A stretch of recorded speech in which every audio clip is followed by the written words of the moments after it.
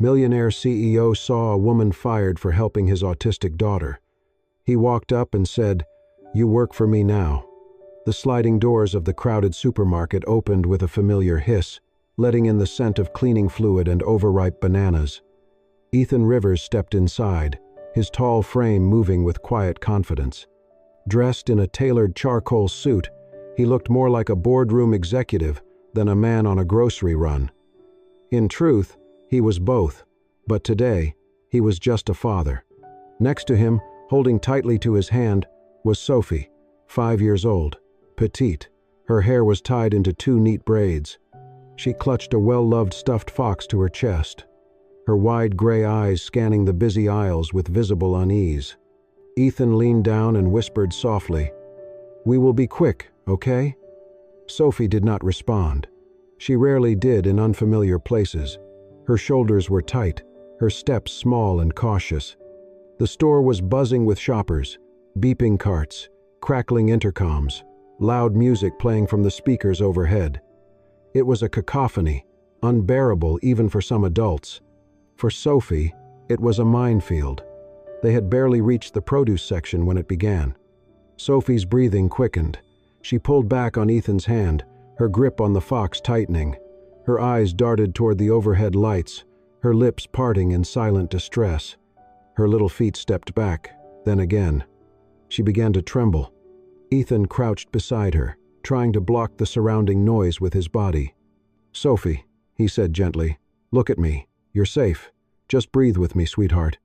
But she could not hear him, not really, not in the way that mattered. Her eyes glazed with panic. Her breathing turned into shallow gasps. Her fingers began fluttering, her version of trying to cope. And then she froze. A low moan escaped her lips, the start of a meltdown Ethan had fought so hard to prevent. A voice broke through the chaos, not loud, not commanding, but soft and steady. "Hi there." A young woman in a green supermarket vest approached slowly. Her honey blonde hair was tied in a tidy bun, and her name tag read, "Haley." She knelt down, careful not to crowd Sophie, and spoke in a calm, measured tone. "It is okay. You are safe," she said, placing her hand gently over her own heart, then extending it outward in a simple sign. Then, using slow gestures and soothing rhythm, she began guiding Sophie through a breathing exercise. Hands up, in. Hands down, out. Sophie's trembling slowed. Her lips followed the rhythm. In, out. Haley continued, never taking her eyes off the girl, never once raising her voice. After a few long seconds, Sophie's fingers stilled. Her gaze locked on Haley's hands. Then, so softly it could have been imagined, Sophie whispered, "Safe." Haley smiled. "Yes, safe." Sophie reached forward and gently took Haley's hand. Ethan watched, stunned. His daughter had never done that with a stranger before. But the moment was broken. A man stormed over, graying hair, red face, clipboard in hand. The store manager. "Haley, what are you doing? This is not your job. You left your station." Haley stood, still holding Sophie's hand loosely. "She needed help," she said calmly. "I was trying to—" "You were trying to not do your job. I don't care what excuse you have. You are done. Turn in your badge." A hush fell over the nearby shoppers. Ethan stood up, face unreadable. Haley looked down. She unclipped her name tag, her hands trembling now. She bent to return it, lips pressed together. That was when Ethan stepped forward. He pulled a card from his wallet, handed it to her, and spoke in a voice that silenced the entire aisle. "You do not work for them anymore," he said. He glanced at Sophie, who still had her small hand wrapped around Haley's fingers. Then he looked back at Haley. "You work for me now." Gasps echoed around them. Haley blinked, too stunned to reply. Sophie, unaware of the commotion, leaned her head against Haley's arm. And for the first time in a long time, Ethan Rivers realized he had just seen something money could not buy. Someone who heard his daughter, even when she said nothing at all. Haley Monroe had not expected to hear from him again. After the whirlwind at the supermarket, after the way his voice had cut through the noise, She went home thinking maybe he had spoken in the heat of the moment. A wealthy father, grateful, reacting. She had been fired, yes. But people said things when emotions ran high.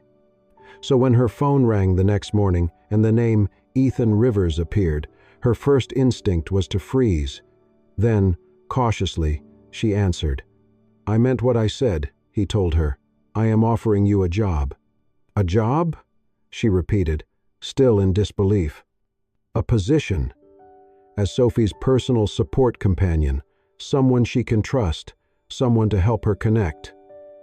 Haley's heart jumped. "I am not certified," she said quickly. "I took some classes, volunteered, but I am not a therapist." "I know that," Ethan replied, "but what you have no program teaches." He paused.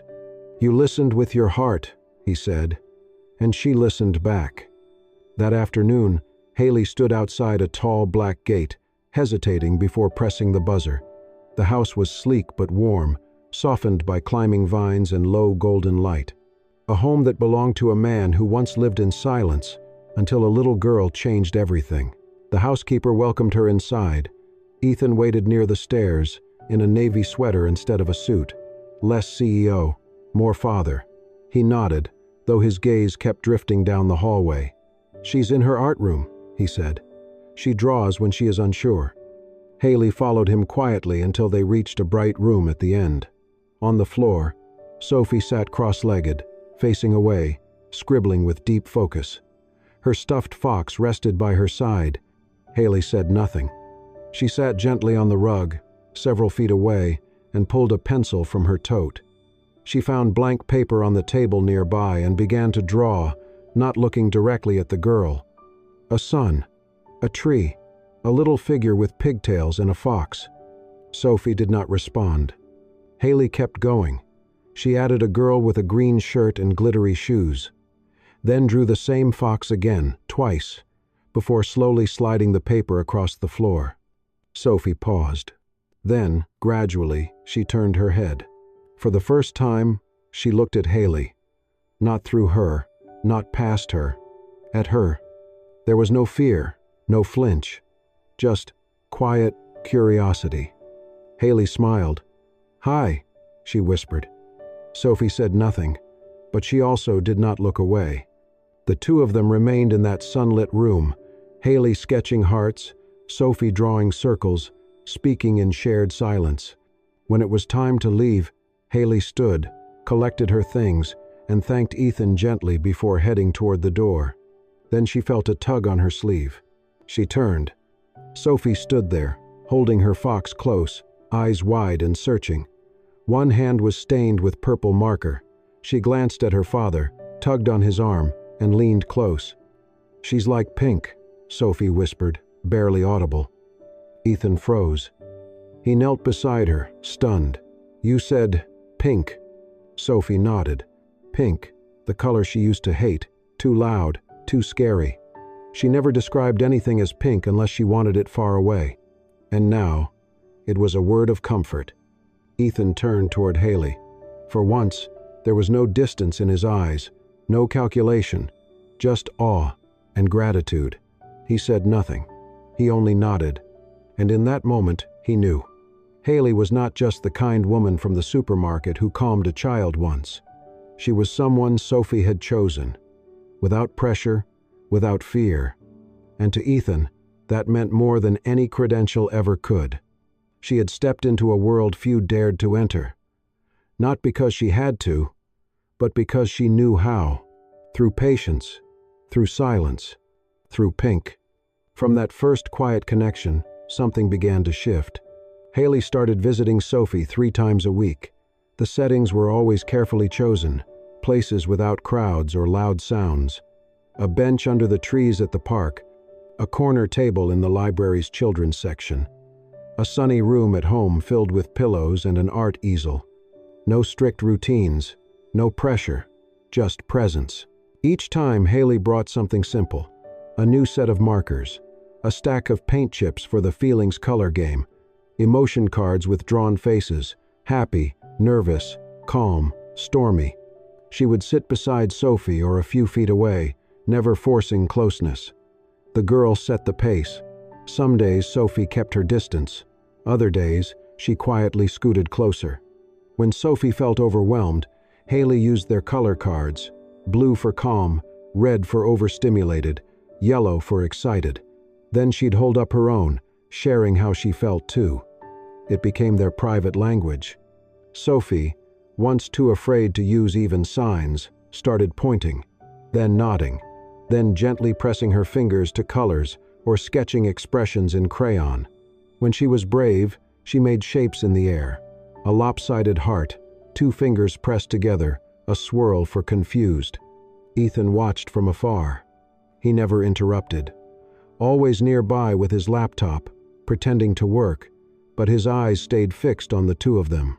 His daughter was blooming, cautiously but steadily.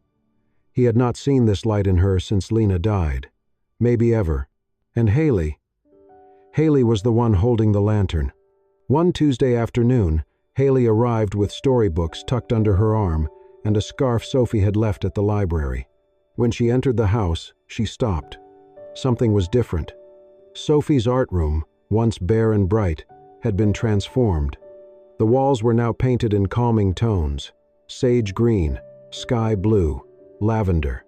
The same hues from Haley's emotion cards. Floating shelves held framed pieces of Sophie's art, stick figures holding hands, swirling scribbles in pastel tones, bold smudges titled "Safe" or "Stormy." A new rug covered the floor, soft, textured, chosen carefully for sensory comfort. But what caught Haley's eye was the small wooden box on the center table. Hand-carved, her name on it in gentle script, "Miss Haley's Tools." She opened it slowly. Inside was a leather-bound journal, its pages labeled by week. New paintbrushes, a sensory squeeze ball, a child-sized pair of noise-canceling headphones, and 3 advanced books on emotional development for children with autism, the exact titles she'd once mentioned in passing to Ethan. She hadn't thought he'd remembered, but clearly, he had been listening to everything. She heard footsteps. Ethan leaned against the doorway, watching quietly. Haley blinked, overwhelmed. "You didn't have to," she began. "I know," he said, "but I wanted to." For a long moment, she stood holding the box like something fragile. Then, gently, she placed it back and crossed to the wall, where one of Sophie's newer drawings hung. 3 figures, one tall with glasses, one small with a fox, and one with long yellow hair. Sophie peeked in from the hallway. Seeing Haley, she ran in and took her hand. Then, softly, she raised Haley's arm and placed it over her own shoulder. Her version of a hug. Ethan stood in the doorway, heart full. Not with grief, but with something closer to hope. For the first time in years, it felt like this house wasn't full of silence anymore. It was full of understanding. It was a quiet evening, the kind of quiet that only happens when a child is asleep, and there are no more dishes to wash, no more emails to send, no more questions to answer. Ethan sat on the couch, a steaming mug of tea in his hand. Haley sat across from him, legs tucked beneath her, sipping her own. The lights were dimmed, the house wrapped in a kind of stillness that made truths easier to say. He had not planned to talk about Lena, but the silence made space for it. "She died the day Sophie was born," Ethan said quietly. Haley looked up, her expression softening instantly. "There were complications," he continued. "Everything happened so fast. One minute, I was holding her hand. The next, I was holding a death certificate and a baby who wouldn't stop crying." Haley didn't interrupt. She didn't offer sympathy. She simply listened, really listened, the way she always did. "I tried everything," Ethan went on. "The best therapists, the most prestigious programs. I spent a fortune on experts who never even got Sophie to look them in the eye." His voice grew tight. She would only draw. That was the only way she would speak. He stared into his tea, like he could find answers in the steam. "I blamed myself. I buried myself in work, built a company out of grief, told myself if I just succeeded enough, made enough, fixed enough, it would mean I was still a good father. There was a long silence between them, filled with the weight of what he had carried alone. Then Haley set her mug down, folded her hands in her lap, and said quietly, "My little brother has ADHD." Ethan looked up. "He's brilliant, creative, funny, but growing up, he was a handful." She smiled faintly. "When our parents split, I became the only constant he had. I went to school with him, came home to cook for him, did homework with him while working 2 part-time jobs." She exhaled. "There were days I wanted to fall apart, but I couldn't. I had to be the stable one, the strong one, because no one else was going to do it." Ethan's eyes softened. Haley glanced down, then looked up again, her voice quieter now. "I understand what it means to be forced to grow up too fast, to feel like you have to be perfect, when all you really want is for someone to say, 'It's okay, you're allowed to break.'" The words sat between them, gently unspoken after that. Then came the night. It was around 2 a.m. when the silence was broken by a high, panicked cry. Sophie's. Haley, who had offered to stay overnight while Ethan caught up on work, rushed down the hallway. She found Sophie curled in her bed, clutching her bunny, tears streaking her cheeks. "Shh," Haley whispered, sitting beside her. She didn't ask questions. She didn't try to reason. She simply wrapped her arms around the little girl and began to hum, soft, low, steady, a lullaby with no words, just melody and warmth. Sophie's sobs slowed, her breathing eased. Ethan, drawn by the noise, stopped outside the door. He stood in the hallway, watching through the small opening. He saw his daughter wrapped in safety. He saw Haley rocking gently, her eyes closed, singing something older than language. His breath caught. His eyes welled with tears he hadn't allowed himself in years. Haley looked up and saw him there, frozen, backlit by the hallway light, shoulders sagging like they carried a world. Without a word, she reached out and placed a hand gently on his arm. It was the smallest gesture, but it was also the first time anyone had reached into his grief and touched it without flinching. Ethan didn't pull away. He closed his eyes. And for the first time since Lena died, he let someone be there when he wasn't strong. It was Haley's idea. "There's a therapeutic art workshop this weekend," she said, handing Ethan a flyer across the kitchen counter. "It's for kids on the spectrum. Might be good for Sophie to express herself, be around others." Ethan glanced at the paper, then looked at Sophie, who sat at the dining table, head down over her sketchpad. He nodded. "Let's try it." The workshop was held in a cozy art center filled with natural light. Tables were laid out with paints, crayons, and modeling clay. Volunteers moved gently, speaking softly, never forcing interaction.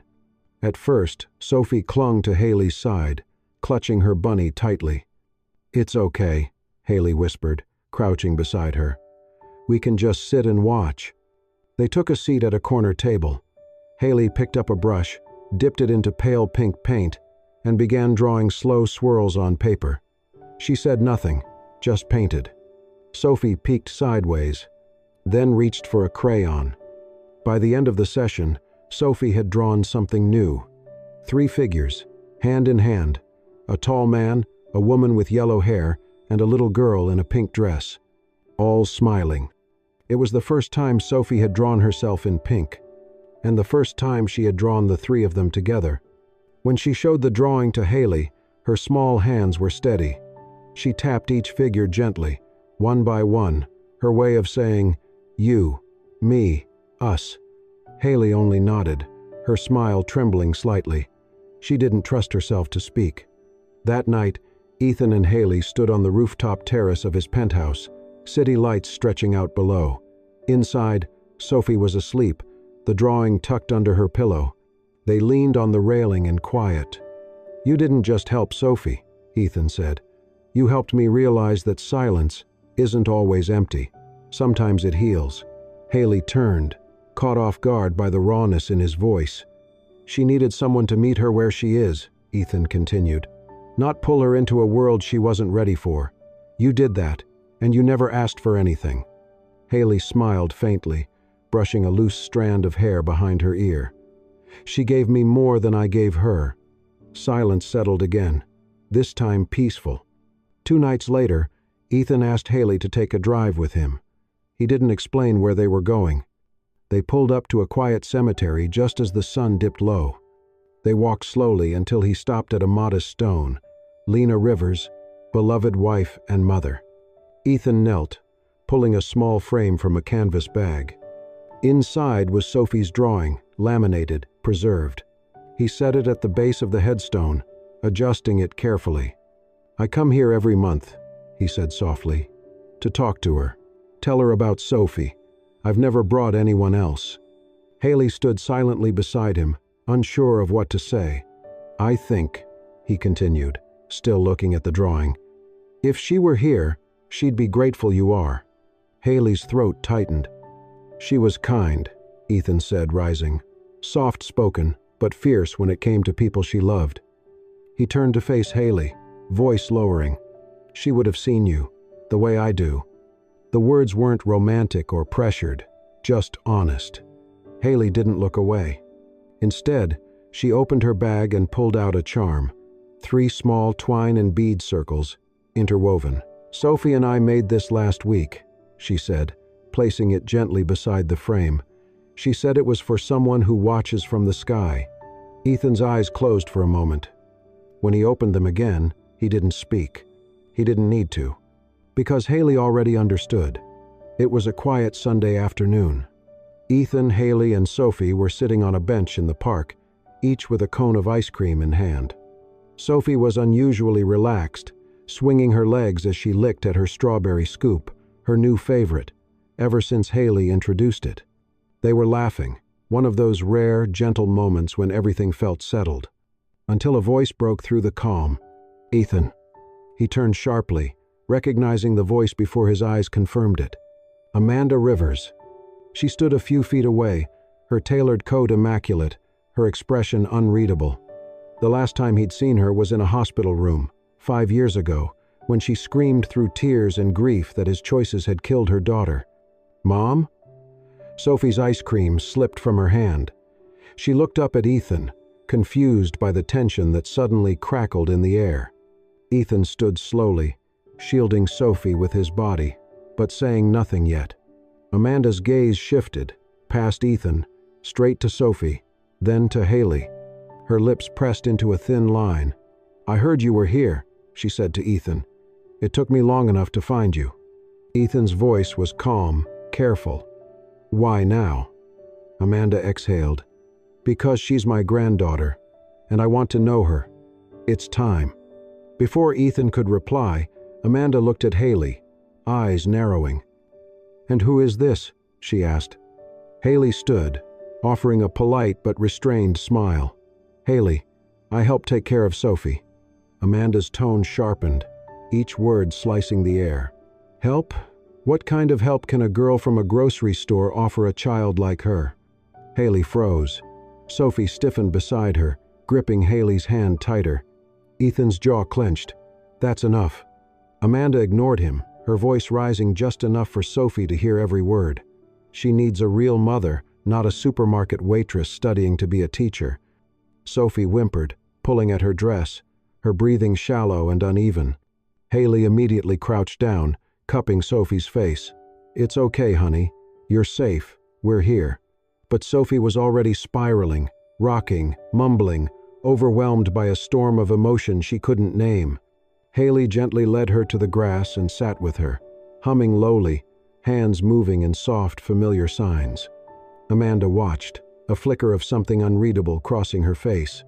Later that evening, after Sophie had calmed and gone to bed, Ethan and Haley sat in the kitchen, the silence heavy between them.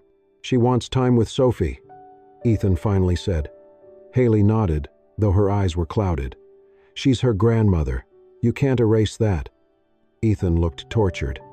"But Sophie barely knows her. And after today, she still deserves the chance to know her family," Haley said softly.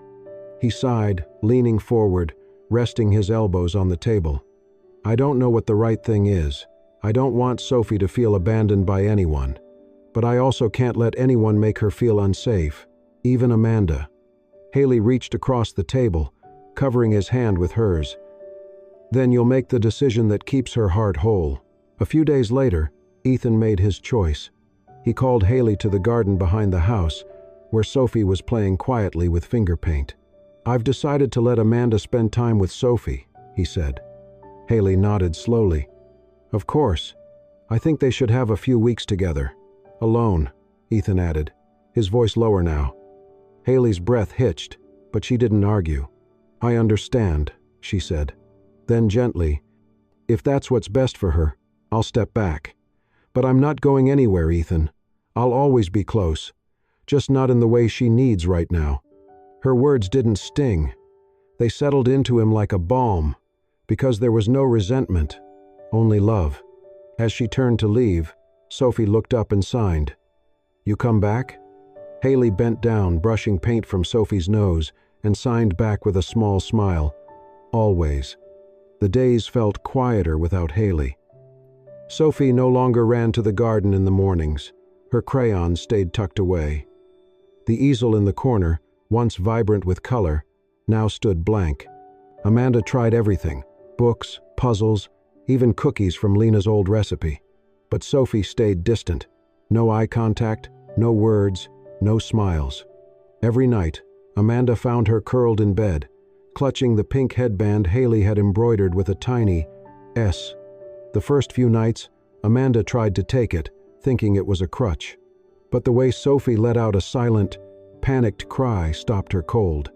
One evening, Amanda sat at the kitchen table, staring at an untouched plate of mac and cheese. Across the room, Sophie sat on the floor, gently rocking back and forth. Amanda pressed her hands together and whispered, "She doesn't even see me." Haley had returned to routine.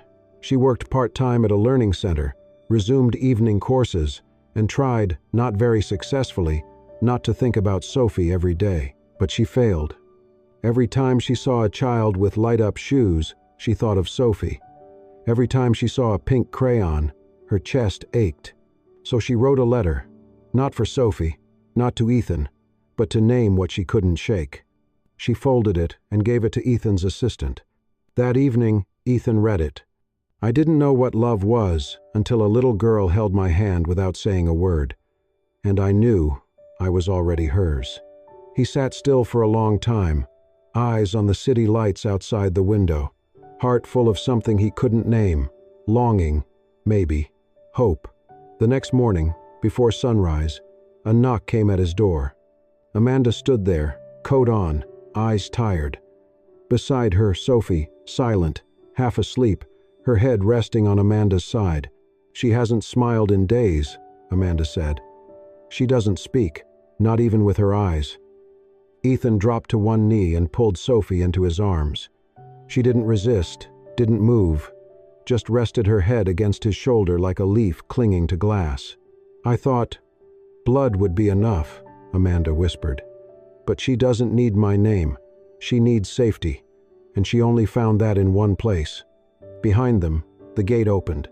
Haley. Ethan had called her the night before, asking her to come. No explanation, just, "Please." Amanda turned and saw her. Haley, hair pulled back, face unsure. She stood frozen at the edge of the porch. "She missed you," Amanda said gently. Sophie stirred. She opened her eyes, looked across the porch and blinked.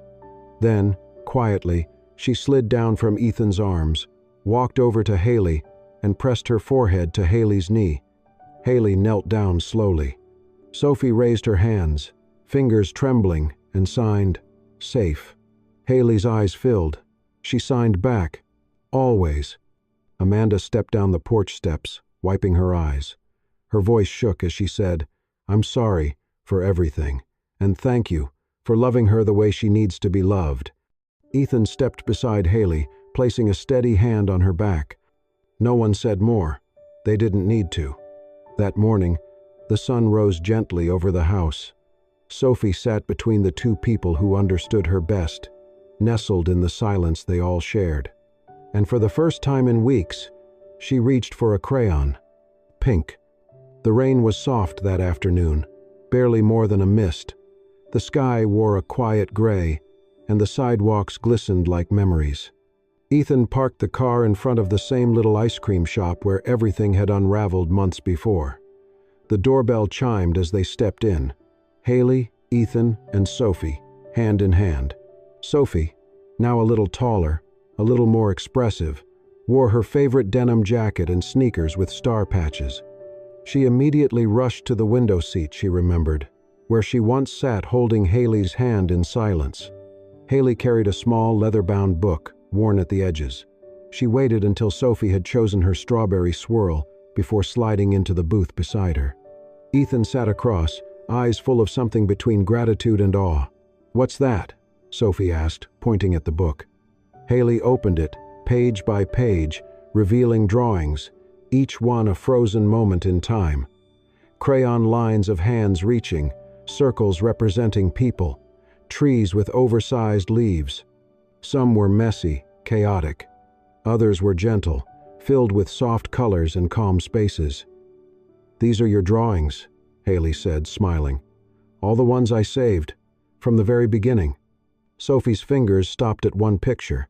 3 figures, stick arms joined, standing beneath a pink sun. She traced each shape, her eyes wide. She turned to Haley, then to Ethan, and lifted her hands. "This is family, right?" Haley's breath caught. She nodded, pulling Sophie into a hug. "Yes," she whispered. "This is family." The moment stretched, warm and unspoken. Ethan cleared his throat and reached into his coat pocket. He slid a small navy blue box onto the table. Haley blinked. "Ethan?" He didn't say a word. Instead, he opened the box. Inside was a delicate silver necklace. Hanging from the chain was a simple charm. 3 interlocked fingers, curved in the exact shape of the sign for always, a symbol Haley had once taught Sophie during their first few weeks together. Ethan looked at her, then raised his hands and signed, "Will you be our always?" Haley covered her mouth, tears brimming, then reached for his hands with hers. "I already am," she signed back, smiling through the tears. Sophie clapped, completely understanding in her own way, her laughter like bells in the quiet rain. 1 year later. The sign above the small brick building read, "Always Home." Inside, sunlight poured through wide windows. The walls were painted in soft blues and greens, and shelves were filled with tactile toys, storybooks, and sensory tools. At the front desk, a hand-painted plaque read, "Love is not what you say, it's what you show." Haley walked through the hallway, stopping to kneel beside a new child sitting nervously by the door. With a calm smile, she signed, "Hello, safe." And right beside her, proudly wearing her own little name tag, was Sophie Rivers, assistant helper. Sophie turned to the new child and mimicked Haley's signs, slowly and clearly. The boy smiled. Ethan sat at the back of the room, arms folded, his eyes shining. He wore no tie today, just a soft gray sweater and a look of peace he hadn't known in years. Haley caught his gaze. He gave her a small nod, the kind that meant, "Thank you, I love you, and we made it, all at once." She returned it with a smile. Because in a world that often spoke too fast and listened too little, they had found their rhythm, not in grand declarations, but in quiet signs, in gentle hands, and in choosing each other every single day. Thank you for watching this heartwarming journey of quiet love, second chances, and the family we choose. If this story touched something in you, whether it was Sophie's strength, Haley's compassion, or Ethan's silent healing, don't forget to let us know. Tap the hype button to show your love, and subscribe to Soul-Stirring Stories for more tales that speak not just to your ears, but to your heart. Because sometimes, the most powerful stories are the ones whispered without a word. We'll see you in the next chapter.